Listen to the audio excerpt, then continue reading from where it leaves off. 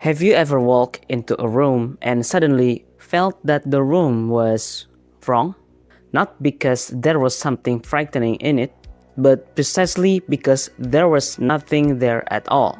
Just faded yellow walls, damp carpet that smells like your grandmother's attic, untouched for decades, and fluorescent light that hums with no windows, no clear doors, and no purpose. That is the backrooms. What began as an internet phenomenon, a creepypasta about an endless alternate dimension you could accidentally slip into, has now been adapted into a feature film by Kane Parsons. But the Backrooms film is not just cheap horror with jump scares and monsters. This is psychological horror that dares to ask a big question. What if the most terrifying monster is not something that hides in the dark, but something we carry within ourselves? To understand that monster, we must first understand the labyrinth where it dwells. That labyrinth is not just a space. It is an entity with an architecture that resembles a brain. And the one who discovered it is a company called Async. Async, this name repeats throughout the film and throughout the mythology built by Kane Parsons. At the end of the film, Bill reveals the company's origin. Async was originally a manufacturer of MRI machine. Yes, magnetic resonance imaging machine, the device used in hospitals to scan your brain and body. What does an MRI machine do? It maps internal space using electromagnetic fields. It generates images of what is inside the brain, the hidden architecture of the human body. Async began its business by scanning brains, trying to understand what is inside the human head. Then something happened. Bill doesn't explain in detail what happened, he explicitly refuses to explain it. But through a series of events not fully disclosed, Async discovered the backrooms. They found something that behaves like a brain, something that has an internal architecture, something that can be mapped. And from that moment on, they redirected their entire operation to study and map this dimension. This is a brilliant detail. The company that originally made tools to look inside the human brain is now using the same expertise to try to understand a dimension that is a brain, or more precisely, the subconscious of something far larger. Bill explained to Mary that the backrooms appears to operate as a kind of echo space for memories. This explains why many places in the backrooms look familiar but not quite right. They are familiar because they are built from memories. They are imperfect because our memories are never perfect. Our memories are not static archive.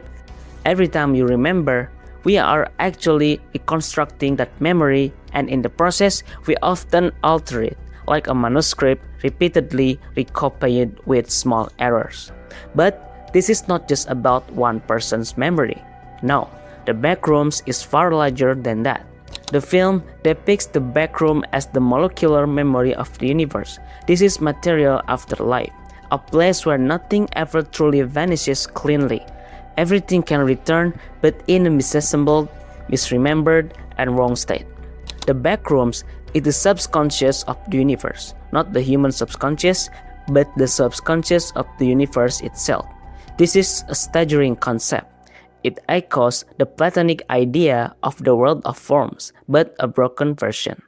If Plato imagined a perfect ideal world behind our reality, the backrooms is its opposite, a corrupt and chaotic world of memories. Or, in Norse mythology, it is like Helheim, not a place of torture, but a place where everything forgotten and unwanted ends up cold and static. And just like our own subconscious, this universe subconscious misremembers things. It rearranges memories incorrectly into liminal spaces, empty office corridors, endless waiting rooms, and staircases leading to nowhere. It absorbs every psychological burden from the people who pass through it. This brings us to the question, why does this place exist? Why does this universal subconscious grow relentlessly? And more terrifyingly, why does it grow beneath a furniture store? One of the sharpest details in this film is that the backrooms is connected to a furniture store that offers predatory credit lines to its customer. A store that sells the illusion of comfort and home while trapping people in debt. This is a temple of consumerism promising instant happiness. And beneath it, the subconscious of the universe grows without end. For a certain political and social era, this metaphor feels very, very accurate, as if all the false comfort, all the empty promises, and all the psychic weight of late capitalism are seeping downward, rotting, and forming their own dimension, an underworld built from commodified dreams. Stay back! Get away from me! Now, with this understanding, we enter the heart of the film Darkness. We meet the inhabitants. These creatures, inhabitants, formerly they are called still life entities. What exactly are they? Phil and Async may not fully know, but the film gives us clear clues. The still life entities are not demons, they are not ghosts, they are not traditional monsters to be feared because they will physically harm you. They are something far more unsettling, a pure existential horror. They are the Backrooms' flawed attempt to replicate humans from faulty memory. They are recognizable as human in shape, but instinctively, viscerally, they are wrong in every other aspect. They are veiled copies, distorted echoes. And here is the key. Everyone who spends enough time in the backrooms gets replicated. The memories get absorbed, the traumas get absorbed, and the backrooms builds its own misremembered version of them. This brings us to our central character, Clark, and ultimately to the monster. Pirate Clark is the ugly, physical manifestation of Clark's own fury and self-righteousness. He is not a random monster that happened to appear. He is Clark, the worst side of Clark, which the backroom has taken and given its own form. This is not just a doppelganger, this is the shadow in Jungian psychology. The shadow is the dark side of our personality, all the aspects of ourselves we reject, deny, and project onto others. For Clark, his shadow has become so powerful and neglected that it has literally taken physical form in the subconscious of the universe. To understand why Pirate Clark exists, we must understand who Clark really is, not who he claims to be. Clark is a man trapped in the past. From the beginning to the end of the film, his problem is not about being unable to forget his wife.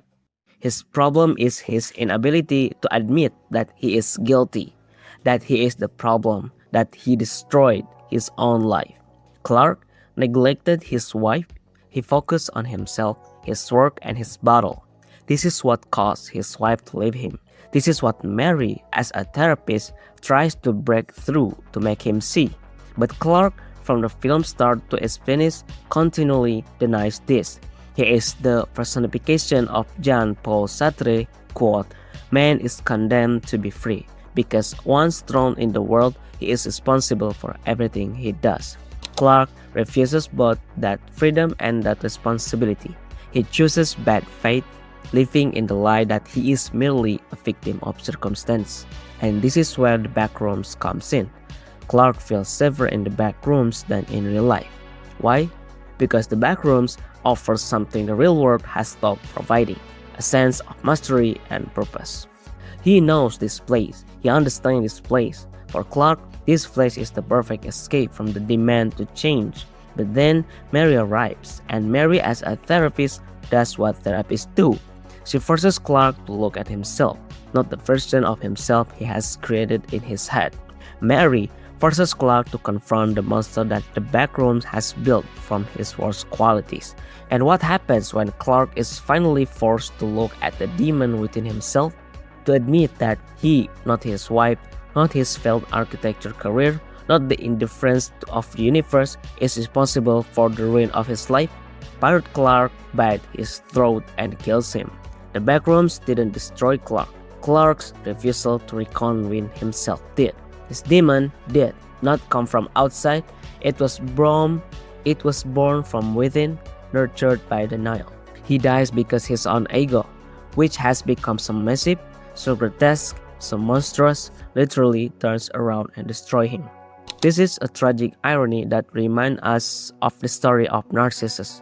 Narcissus did not die because he fell in love with himself, but because he could not recognize that the reflection in the water was him. Clark, in the same way, is betrayed and destroyed by his own unrecognized shadow. And here lies the irony. Clark threatens Mary to admit that she never made a mistake. He wants to hear the lie that he was right in every situation. Even though that is a lie, he does not care about Mary's safety. He doesn't care about protecting her. He only cares about being validated that he is a good person. His last word, or almost his last, are, "We don't have to change." That is the core of his entire character. A total refusal to take responsibility, and at that moment, this monster appears and ends his life.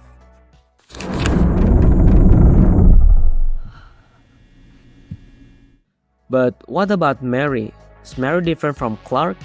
On the surface, yes, Mary is a therapist. She is the one who goes in the shape Clark. She is the one trying to help. But if we look deeper, Mary is also trapped in her own version of the same problem. Mary has her own traumatic background, and this is not just a backstory, it is the key to understanding the film's ending. Mary's childhood was dominated by her mother's agoraphobia. Her mother barricaded young Mary inside their house. She was afraid of what the outside world might bring. That house was not a home full of warmth. That house was a prison. This is Mary's personal myth, an origin narrative that defines her entire life. Then, something more traumatic happened. The house was going to be demolished to build condominiums, but Mary's mother refused to leave. She clung to the place until she shuddered. Literally and metaphorically, her mother was destroyed along with the house. She was institutionalized.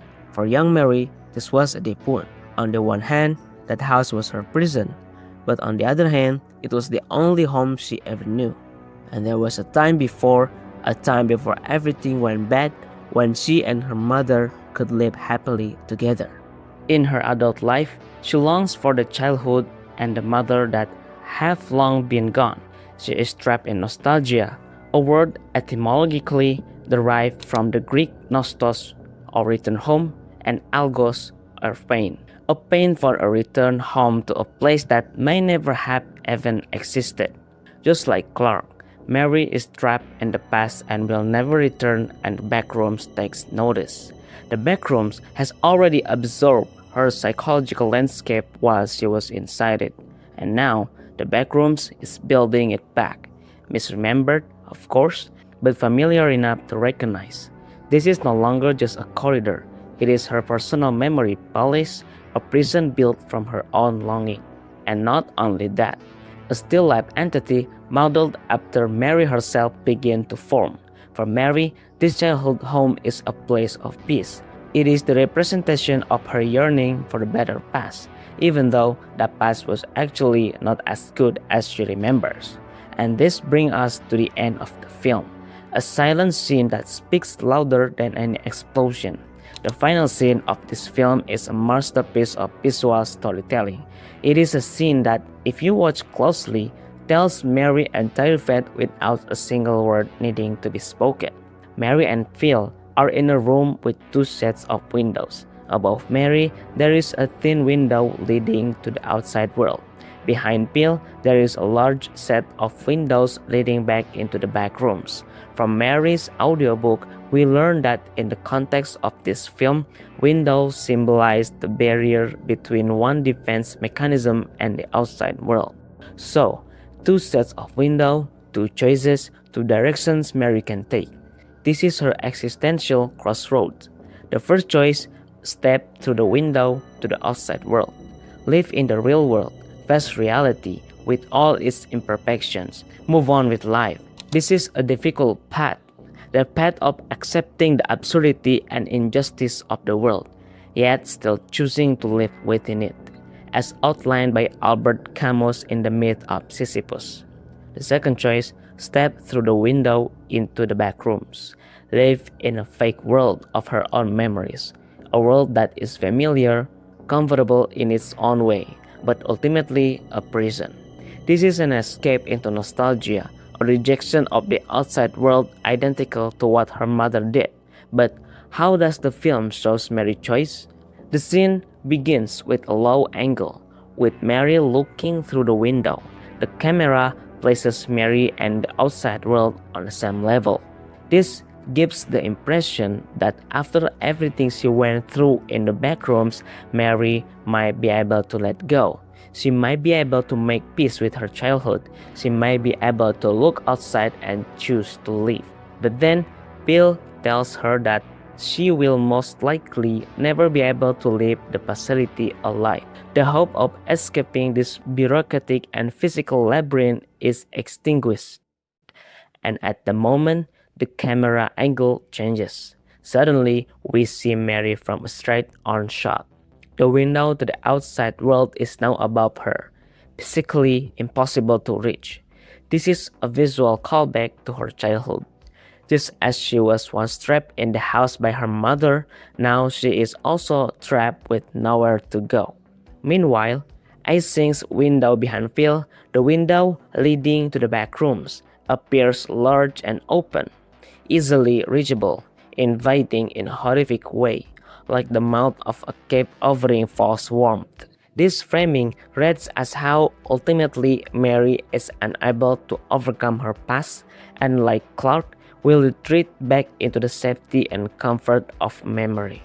She will choose the prison she knows over the freedom that is foreign.